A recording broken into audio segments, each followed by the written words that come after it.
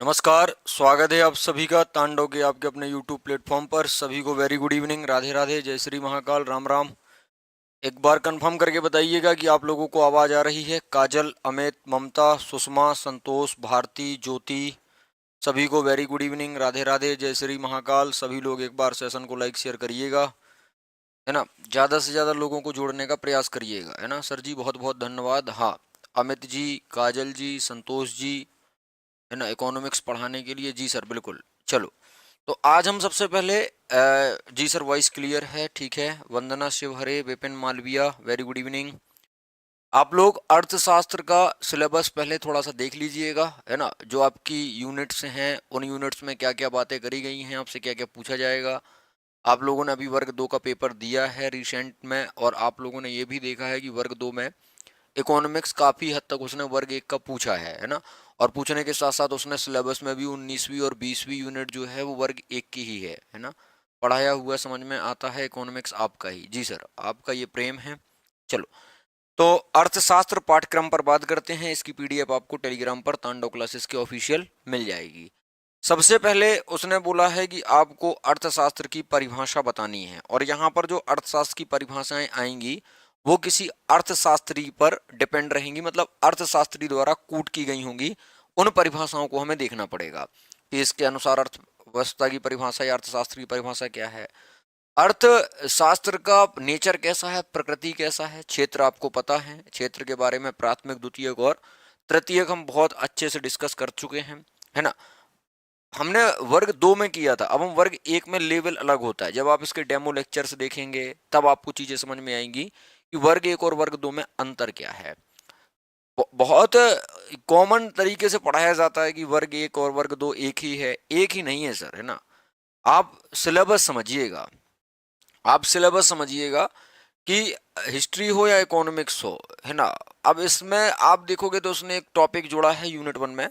उसमें लिखा है कि भारतीय और पाश्चात्य जो हमारी अर्थव्यवस्था है, इसमें जो भारतीय लोगों ने और जो पाश्चात्य मतलब पश्चिमी लोगों ने जो आर्थिक विचार प्रस्तुत किए हैं, भारतीय अर्थव्यवस्था की सेंट्रल प्रॉब्लम्स क्या क्या हैं, केंद्रीय समस्याएं क्या क्या हैं। माइक्रो मैक्रो इकोनॉमिक्स और स्टडी जो हम करते हैं वो किस किस मेथड से करते हैं अर्थशास्त्र की। तो ये यूनिट 1 में है कि अर्थशास्त्र की आपको परिभाषा, अर्थशास्त्र की प्रकृति, अर्थशास्त्र के क्षेत्र। जितने भी स्टूडेंट हैं सिलेबस की 2-3 कॉपियां अपने पास रखिएगा। जिस प्रकार हमने वर्ग 2 का सिलेबस जो है अपनी वॉल में, जिस पर हम टेबल कुर्सी पर पढ़ते थे उसके सामने हमने चिपका के रखा था, ठीक उसी प्रकार से हम वर्ग 1 इकोनॉमिक्स का, वर्ग 1 हिस्ट्री का, जो भी सब्जेक्ट आप डील कर रहे हैं, जो भी आप पढ़ रहे हैं, उसका सिलेबस चिपका के रखिएगा। और 2 पेज का सिलेबस है, और इसको आप अपने हाथ में रखिएगा, अपने बैग में रखिएगा। लाइब्रेरी में जाते हो लाइब्रेरी में लेके जाइएगा। हर जगह आपको ये सिलेबस लेकर जाना है। आपका सबसे पहला काम है कि 1 से 2 दिन के अंदर आपको सिलेबस की सारी लाइनें याद होना चाहिए, टू द पॉइंट, है ना, क्योंकि हम टू द पॉइंट ही पढ़ते हैं। अर्थशास्त्र की परिभाषाएं, प्रकृति, क्षेत्र, अध्ययन की विधियां, समष्टि व्यष्टि अर्थशास्त्र, भारतीय एवं पाश्चात्य आर्थिक विचार, और जो अर्थव्यवस्था की केंद्रीय समस्याएं हैं वो आपका पहला यूनिट बोल रहा है। आगे चलकर जब हम बात करते हैं तो उपभोग मतलब ये कंजम्पशन पर बात करता है और यूटिलिटी पर बात करता है। अभी तुमने उपभोक्ता या कंज्यूमर का बिहेवियर पढ़ा है ना, उपभोक्ता व्यवहार पढ़ा है। और ये यूनिट पूरी की पूरी 19वीं यूनिट है। क्लास आपने देखी हुई है 19वीं यूनिट की, तो पूरा का पूरा यहाँ पर लिखा भी है उपभोग एवं उपयोगिता का अर्थ क्या होता है ना। सर कॉमर्स वाले कौन से सब्जेक्ट में फॉर्म डाल सकते हैं, मतलब अकाउंटिंग और इकोनॉमिक्स दोनों अलग अलग रहेगा। अगर आपने एम कॉम किया है तो आप कॉमर्स से दे पाएंगे, है ना। और अगर आपने एमए अर्थशास्त्र से किया है तो आप जो है अर्थशास्त्र से। और लास्ट ईयर वाले जो हैं, है ना, जिनका लास्ट ईयर पीजी है वो फॉर्म भर सकते हैं। अगर आपने 1 साल का आपका पीजी मतलब पोस्ट ग्रेजुएशन कंप्लीट हो गया है और आप सेकेंड ईयर में रनिंग में हैं तो आप फॉर्म भर सकते हैं वर्ग 1 का, जिसकी परीक्षा आपकी दिसंबर को होनी है ना। तो यहाँ पर आपने पढ़ा भी था कि उपयोगिता ह्रास नियम, है ना। आपने जो है मार्शल के बारे में भी पढ़ा था कि उपयोगिता ह्रास नियम गॉसेन ने 1854 में, उसके बाद जो सबसे पहला नामकरण करने वाला था वो उपयोगिता ह्रास नियम का मार्शल करने वाला था। उपभोक्ता संतुलन की स्थिति में कब होता है, उपभोक्ता की सेविंग्स कब होती है ना। उत्पत्ति के नियम एवं जो पैमाने के प्रतिफल हैं, जो भी उसके पास रिजल्ट्स मिलता है, पूंजी निर्माण एवं बचत, है ना। ये आपका यूनिट 2 का सिलेबस है। आगे जब मैं बढ़ता हूं तब यहाँ पर डिमांड एंड सप्लाई की बात आती है, और डिमांड एंड सप्लाई के बिना तो अर्थव्यवस्था अधूरी होती है, अर्थशास्त्र अधूरा होता है। तो मांग के नियम क्या हैं, है ना, मांग के अलावा पूर्ति के नियम क्या हैं, मांग की लोच क्या है। और अगर मैं तुमसे इन छोटे छोटे शब्दों के अर्थ पूछूं तो तुम बता सकते हो मांग एवं पूर्ति की लोच क्या है ना। आगत क्या होता है, आगम क्या होता है, ये सारे वर्ड्स तुम्हें बहुत अच्छे से पता है। मतलब बेस हमारा एकदम क्लियर है, बेस हमारा जो है वो एकदम क्लियर है। इसके बाद उत्पादन प्रोडक्शन की अवधारणा बतानी है, विशेषताएं बतानी है, और उत्पादन के साधन बताने हैं। क्या मैं तुमसे पूछूं कि क्या तुम्हें उत्पादन के साधन नहीं पता, तो तुम तुरंत बता दोगे सर कि उत्पादन में 5 टाइप के साधन होते हैं। और मैं अगर तुमसे भौतिक साधन पूछूं तो तुम बता सकते हो हाँ सर। अब हम ये भी बता सकते हैं भौतिक साधन कौन कौन से होते हैं। मैं तुमसे पूछूं परिवर्तनशील साधन और स्थिर स्थिर साधन बता सकते हो, तुम बोलोगे हाँ सर। हम ये भी बता सकते हैं कि स्थिर साधन कौन से होते हैं, परिवर्तनशील साधन कौन से होते हैं। और उत्पादन में जो साधन यूज होते हैं वो टोटल 5 टाइप के होते हैं, चाहे भूमि हो, चाहे पूंजी हो, चाहे श्रम हो, है ना, चाहे जोखिम हो। इस तरीके से आपको उत्पादन के साधन पढ़ने पड़ेंगे, उसकी अवधारणाएं पढ़नी पड़ेंगी, और उसके कैरेक्टर्स या उसकी क्वालिटीज भी देखनी पड़ेगी। आगे जब मैं बढ़ा तो मुझे 5वीं यूनिट में बाजार मिला, है ना। और बाजार में हमने देखा भी है कि आपने 19वीं यूनिट में एकाधिकार बाजार भी पढ़ा था, है ना, और पूर्ण प्रतियोगिता वगैरह भी पढ़ा था। तो यहाँ पर बाजार में आप देखोगे कि बाजार का अर्थ क्या होता है, बाजार के तत्व मैंने पढ़ाए हैं, बाजार का वर्गीकरण मैंने पढ़ाया है, और पूर्ण प्रतियोगिता में मूल्य निर्धारण। तो ये एक तरीके से आपका यूनिट 19 का आपने जो वर्ग 2 पढ़ा है उससे मिलता जुलता है। बस हम थोड़ा सा यहाँ पर डिटेल देखेंगे, बेसिक कॉन्सेप्ट आपके इस यूनिट के भी लगभग लगभग क्लियर हैं, है ना। पॉलिटिकल साइंस की हाँ सारे बैच 2 तारीख से स्टार्ट हो जाएंगे, 2 मई से सारे बैचेस स्टार्ट होने वाले हैं, है ना। प्रॉपर आपको एप्लीकेशन पर क्लासेस मिल जाएंगी, एप्लीकेशन पर जाकर आप कोर्स परचेज कर सकते हैं, है ना। एप्लीकेशन पर जाकर आप लोग कोर्स परचेज कर सकते हैं अगर आपको वर्ग 1 का हिस्ट्री और इकोनॉमिक्स मेरे से पढ़ना है, ठीक है। पॉलिटिकल साइंस भी है, सोशोलॉजी भी है, हिंदी भी है, गणित भी है ना, इंग्लिश भी है, संस्कृत भी है। ये जो मैंने नाम बोले हैं इतने सब्जेक्ट आप बड़ी आसानी से जो है तांडो क्लासेस के एप्लीकेशन पर अभी जाकर प्ले स्टोर पर जाकर आप लोग क्या कर सकते हैं, तो तांडो क्लासेस का एप्लीकेशन डाउनलोड कर लीजिए, वहां पर आपको सारे कोर्स दिखने लगेंगे, है ना। आज रात से ही दिखने लगेंगे और 2 तारीख से लॉन्च हो जाएंगे, ठीक है। तो सबसे पहले तो एक बात याद रखिए, अगर आपको कोई भी दिक्कत आती है कोर्स से संबंधित तो आप इन नंबर पर बात कर लीजिए 9589812077, है ना। ये आपका नंबर है, हेल्पलाइन नंबर है, ये आपको सारी जानकारी दे देंगे, है ना। प्रॉपर आपको पीडीएफ्स मिलेंगी, प्रॉपर आपको नोट्स मिलेंगे, है ना। जिस तरीके से आपने देखा है लिख के पढ़ाता हूं मैं, तो आपको सारी पीडीएफ टॉपिक वाइज जो भी टॉपिक पढ़ा रहा हूँगा, जो भी क्लास मेरी चल रही होगी उसकी पीडीएफ आपको मैं लिख कर दूंगा, और बाकी जो टेस्ट पेपर होंगे, एमसीक्यू वगैरह होंगे, वो भी मैं आप तक पहुंचाने का पूरा प्रयास करूंगा। हम अच्छा कंटेंट पढ़ेंगे, हम पेपर में आने वाला कंटेंट पढ़ेंगे, हम अप्रोच बनाएंगे, हम एनालिसिस करेंगे, है ना। हाँ सर जी, महिलाओं के लिए 45 के अलावा कुछ विशेष कैटेगरी में कुछ रिलैक्सेशन है क्या? मैं समझा नहीं, है ना, मैं आपकी बात समझा नहीं। अगला वितरण, अब आता है डिस्ट्रीब्यूशन पर। तो वितरण के सिद्धांत कौन कौन से हैं, है ना। लगान क्या होता है, मजदूरी क्या होता है, ठीक है, मजदूरी निर्धारण, ब्याज कैसे, लाभ के सिद्धांत कैसे। तो ये चीजें हम डिस्ट्रीब्यूशन में एकदम नया है ना, यूनिट 6 में। ये हम बहुत आसानी से बहुत अच्छे तरीके से कर सकते हैं बिना किसी घबराहट के। आप बिल्कुल परेशान मत होइए। सिलेबस आप देखोगे तो आपको ये बहुत छोटा नजर आ रहा है, लेकिन इसके अंदर आपको बहुत सारी चीजें पढ़नी पड़ेंगी। और ये पूरा वर्ग 1 जो है ये कॉन्सेप्ट और अप्रोच पर काम करता है, क्योंकि आपने वर्ग 2 में देखा है इकोनॉमिक्स ने बहुत परेशान किया है ना। इकोनॉमी कॉन्सेप्चुअल सब्जेक्ट है, जियोग्राफी कॉन्सेप्चुअल सब्जेक्ट है, इसमें हमें ये पता होना चाहिए कि अगर ये हो जाएगा तो क्या होगा, है ना। वर्ग 1 की सारे सब्जेक्टों की फीस 1999 रुपए है, 1999 है, 2000 रुपए है ना।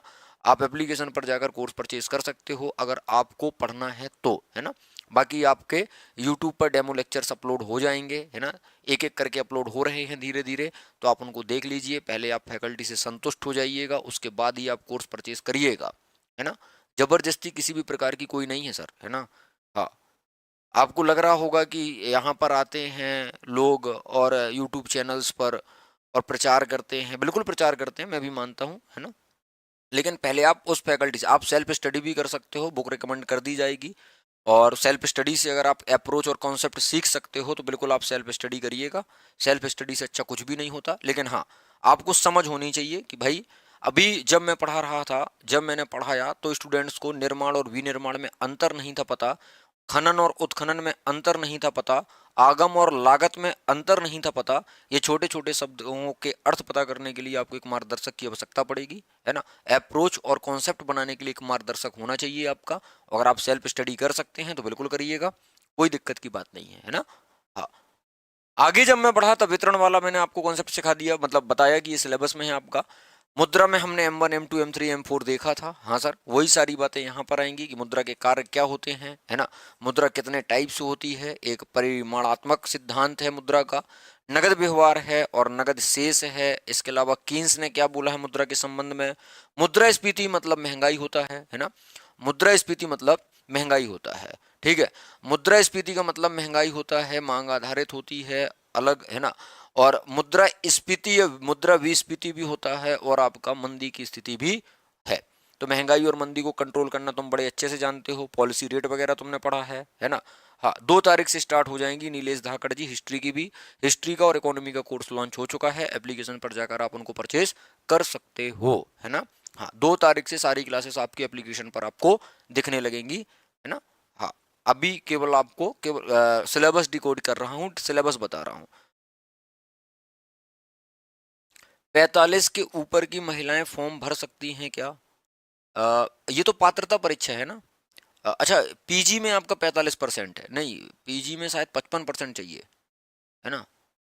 हाँ, अगला इसका एक डिटेल वीडियो डला हुआ है ना, सुनील सर ने बनाया हुआ है, तो उसको आप डिटेल वीडियो देख लीजिएगा। हिस्ट्री सब्जेक्ट है नीलेश का कहना है जी। हिस्ट्री का आप देख लीजिए सर, कोर्स लॉन्च हो चुका है उसका, 2 तारीख से आपको एप्लीकेशन पर क्लासेस मिलने लगेंगी। अब अगर मैं 8वीं यूनिट की बात करता हूं, तो अब मैं अगर तुमसे पूछूं कि क्या इकोनॉमिक्स ग्रोथ तुम्हें पता है? हाँ। इकोनॉमिक्स डेवलपमेंट पता है? हाँ। केरल किस सिद्धांत पर काम करता है, इकोनॉमिक्स डेवलपमेंट पर या इकोनॉमिक्स ग्रोथ पर? तो ये बेसिक चीजें हैं एकदम, है ना। बस इनके अंदर आर्थिक विकास के सूचक क्या होते हैं, है ना।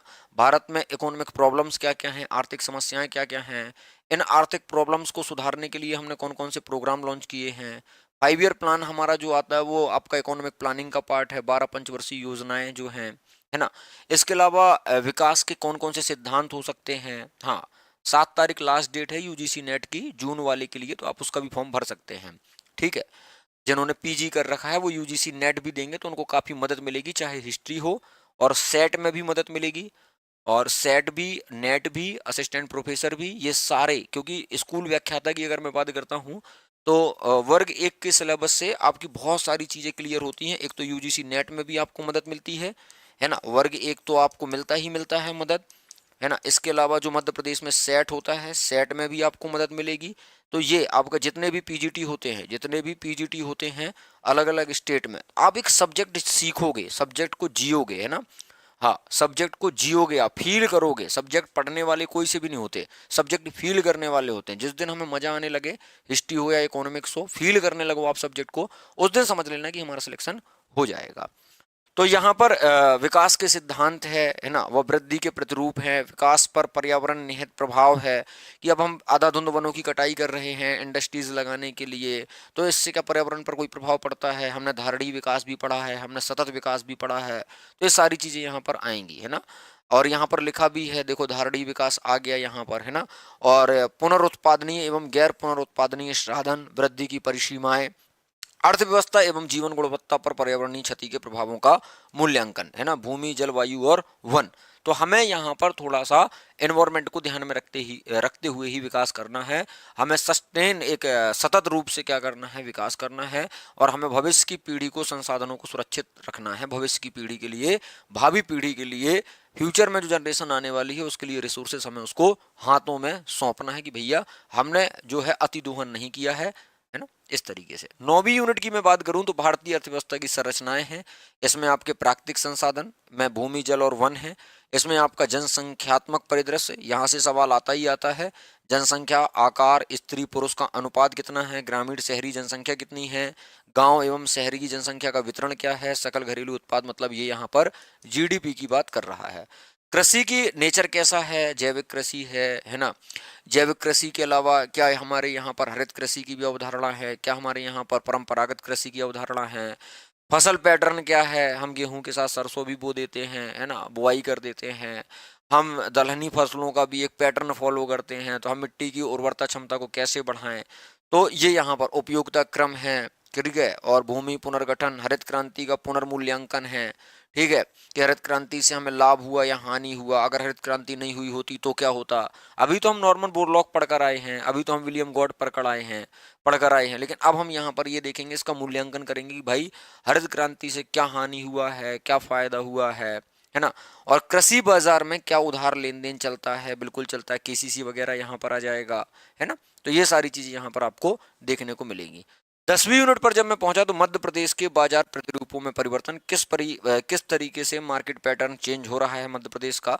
और औद्योगिक नीति की में आप देखोगे तो सार्वजनिक क्षेत्र की भूमिका क्या है, निजी क्षेत्र और सार्वजनिक क्षेत्र का, पब्लिक सेक्टर और प्राइवेट सेक्टर आपको बहुत अच्छे से पता होगा, है ना।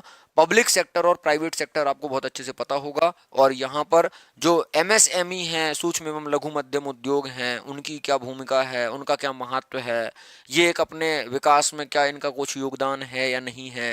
महत्व का मतलब यही होता है। गठन एवं पश्चात, मध्य प्रदेश में औद्योगिकरण परिणाम स्वरूप आ रही समस्या है, मतलब उद्योग लगा रहे हैं तो विस्थापन की समस्या आ रही है ना। लोग क्या कर रहे हैं, अपने प्लेस को छोड़कर प्रव्रजन की, माइग्रेशन की समस्या आ रही है।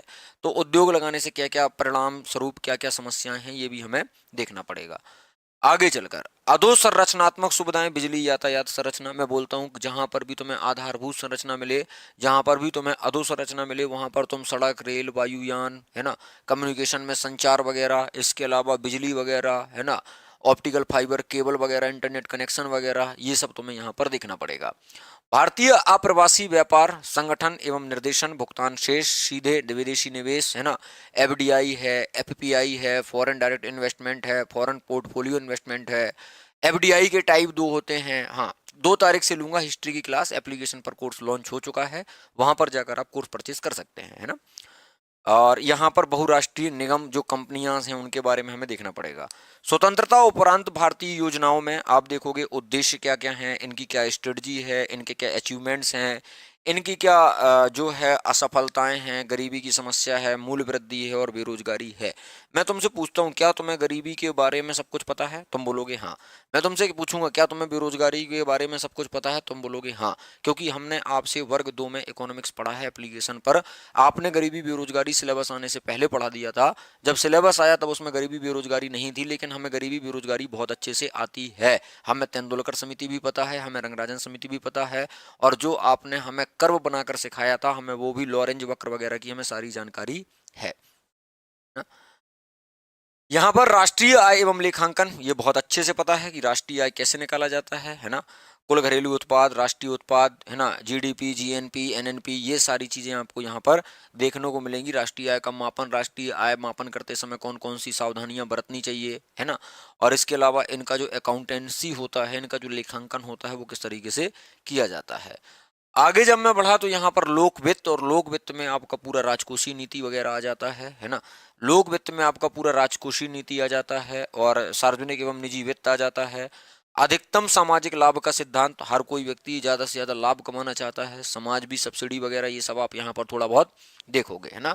और यहाँ पर आगम के स्रोत, मतलब कैसे, तो मैंने बोला है कि भैया सरकार के पास पैसा कैसे आएगा, कर के माध्यम से आएगा, कर्जा ले लेगा, कोई उसको दान दे देगा, कोई उसको सब्सिडी या सहायता दे देगा, टैक्स लगाएगा। अब करारोपण के सिद्धांत कौन कौन से हैं, तो तुमने प्रणालियां पढ़ी हैं, प्रगतिशील है, प्रतिगामी है, अनुपातिक है, अवक्रमिक है ना। सार्वजनिक व्यय के सिद्धांत, भैया कहाँ कहाँ पर तुम खर्च करते हो, सार्वजनिक ऋण के सिद्धांत, तुम कहाँ कहाँ से ऋण ले सकते हो पब्लिक सेक्टर में, और इनके शोधन की विधियां क्या हैं, केंद्र एवं राज्य सरकार के आय के स्रोत क्या हैं, बजट की अवधारणा और बजट के प्रकार क्या हैं, ये आपका 11वीं यूनिट में है।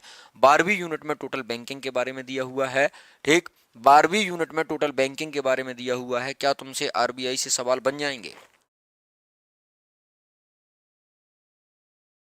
क्या तुमसे अगर वो रिजर्व बैंक ऑफ इंडिया के बारे में पूछेगा, या मान लो वो कॉमर्शियल बैंक के फंक्शंस पूछता है, इसके प्राथमिक द्वितीय कार्य पूछता है, इसके मुख्य कार्य व गौण कार्य पूछता है, तो क्या तुमसे बन जाएंगे? बिल्कुल बनेंगे, है ना।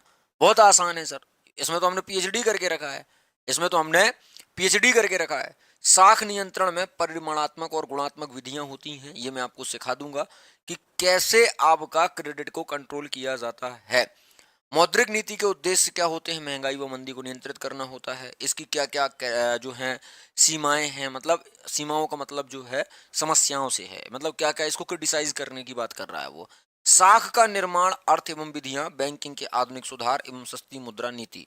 क्या बैंकिंग के सेक्टर में तुमने यूपीआई, हाँ सर, है ना, और तुमने देखा है बैंकों को मर्ज करने की बात चलती है, हमेशा बैंकों को मर्ज करते हैं हम। तो बैंकों के मर्ज करने से क्या फायदे हैं, क्या नुकसान है, क्या बैंकों को मर्ज करने से अगर हमने बड़े बैंक का जो है बड़े बैंक को छोटे बैंक को बड़े बैंक में मर्ज कर दिया तो छोटे बैंक के जो एम्प्लॉय होंगे वो बेरोजगार हो सकते हैं क्या? इस तरीके से हम कॉन्सेप्ट यहाँ पर सीखेंगे।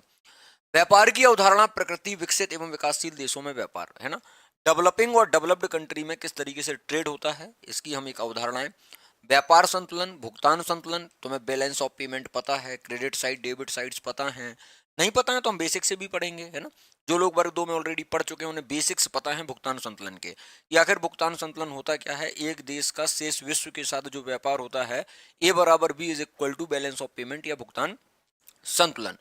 तो भुगतान असंतुलन को, जो मतलब असंतुलन की स्थिति हो जाती है ना, तो उसको हम सुधारेंगे, उसके लिए हम क्या क्या उपाय करेंगे, ठीक है। और व्यापारिक क्या क्या नीतियां हैं, व्यापारिक क्या क्या उपकरण हैं, विदेशी विनिमय दर है, अंतर्राष्ट्रीय व्यापार के सिद्धांत, निरपेक्ष एवं सापेक्ष लाभ, साधन परिसंपत्ति, अंतर्राष्ट्रीय व्यापार संगठन। यहाँ पर ये अंतर्राष्ट्रीय व्यापार संगठन मतलब वर्ल्ड ट्रेड ऑर्गेनाइजेशन वगैरह की बात कर रहा है ना। और इसमें आपको WIPO के बारे में ही पढ़ना पड़ेगा, वीपो के बारे में ही पढ़ना पड़ेगा। का विकासशील देशों पर निहित प्रभाव, मतलब विकासशील देशों पर क्या प्रभाव पड़ता है। इसके बाद सांख्यिकी लास्ट यूनिट है आपकी, इसमें आपको इसमें हाँ लास्ट यूनिट है, और इसमें तुमने बहुत सारी चीजें ऑलरेडी पढ़ चुके हो तुम लोग। जैसे तुमने सहसंबंध पढ़ा था, हाँ सर हमने सहसंबंध पढ़ा था, है ना, कार्ल पियर्सन पढ़ा था, स्पीयरमैन पढ़ा था, अपकिरण की माप पढ़ी थी, तुम्हें 0 से 1 पता है, -1 से +1 पता है ना। और तुमने जो है यहाँ पर लिखा भी है कि सांख्यिकी का क्या कार्य होता है, सांख्यिकी का क्या महत्व होता है, सांख्यिकी की क्या सीमाएं हैं, सांख्यिकी की क्या उपयोगिताएं हैं। समंक मतलब समंक को आप पता है डाटा बोला जाता है। इसको संकलन मतलब कलेक्शन है, इकट्ठा करना है, और उसकी रीतियां, उसकी प्रोसेस क्या क्या हो सकती है। समंकों का वर्गीकरण, सारणीयन एवं प्रस्तुतिकरण, तो ये तो तुम्हें पता है ना। आंकड़ों का संग्रहण एवं आंकड़ों का प्रस्तुतिकरण पढ़ा था, हाँ सर, NCERT में दिया हुआ है, हाँ सर। तो यही तो सवाल है यहाँ पर। केंद्रीय प्रवृत्ति की माप में तुम्हें माध्य माध्यिका बहुलक मिला हुआ है, हाँ। विचलन मैंने तुम्हें सिखाया है, हाँ।